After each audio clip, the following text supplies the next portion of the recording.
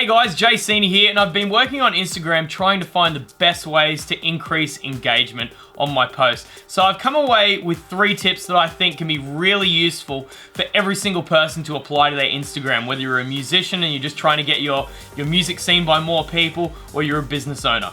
So this is stuff that I've actually applied and stuff that has actually worked for me. So hopefully these things that have worked for me will also work for you. So the first and most useful tip for me over time was to do with the aspect ratio. Now that's how the picture looks on Instagram, whether it's a landscape photo, it's kind of wide, or you have a portrait photo, or you have a square. Now I did some testing with all 3 of these to see what was most effective. And the nature of social media and Instagram is that people are scrolling through it on their phones. Now phones are long, they're not really wide unless you turn them sideways, but regardless, people are scrolling through Instagram vertically.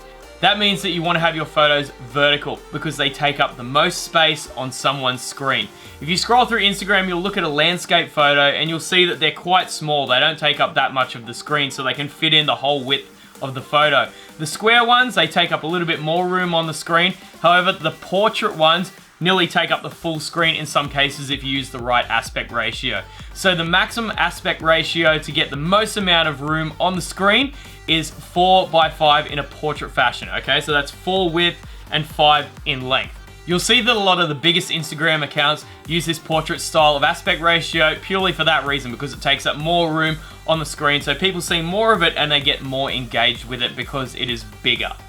You should notice an increased engagement pretty much straight away when you start using this. I know sometimes it's a real pain, especially if you have a really nice landscape photos. Like I take a lot of really nice landscape photos that I like to put up. However, it's best if you can take one of them and then use a small section that looks really nice and use it in a portrait fashion, because that is the nature of Instagram.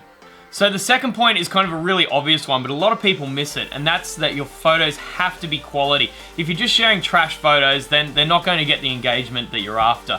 So you want to be sharing the best photos that you've taken. So many Instagram accounts that have 50,000 followers, 100,000 followers, 1 million followers, they're taking the photos on proper cameras and then editing them in proper editing software. So they're taking advantage of professional quality gear and then applying that to Instagram, which does help a lot on the platform. Now that's not to say that you can't get great results with the phone that you have now.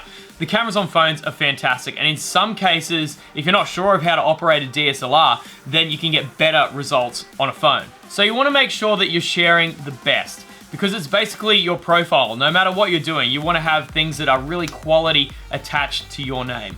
Sometimes if you're looking to grow your Instagram, it can be a really good investment to go and hire a professional photographer to come along to one of your gigs and get a heap of photos that you can roll out over time on your Instagram, so you have lots of content that you can use that is of really high quality.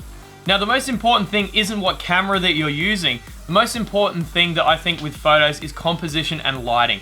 If you're taking photos with great lighting, you're going to get fantastic results. If you have the luxury, then it's always best to shoot during golden hour, which is around sunset. So you're going to get much nicer lighting during those times. Even just on an iPhone or a Samsung Galaxy, anything like that, you'll get great results there.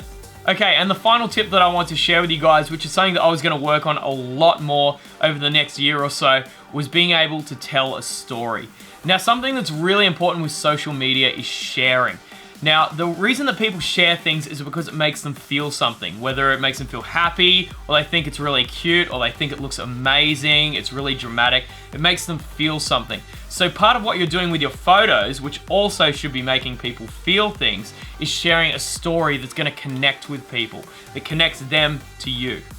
People relate to stories. They want to take something away from your posts that they can share with their friends, or they can take on board themselves. So great storytelling is something that you develop over time. There's so many posts on Instagram where everyone puts up, oh, Friday feels, and that's it. And sometimes those photos do well if they're great photos. But I think it's much better, and you'll get a much better engagement level if you're sharing stories about your life and, you know, things that people can take away and they can learn and they can share with their friends. So that's the 3 tips I have for you today for Instagram. These are things that have definitely worked for me and continue to work. So hopefully that you can apply them and they'll also work for you. So my name's Jay Senior from Blacklist Productions, and I hope you have a great day.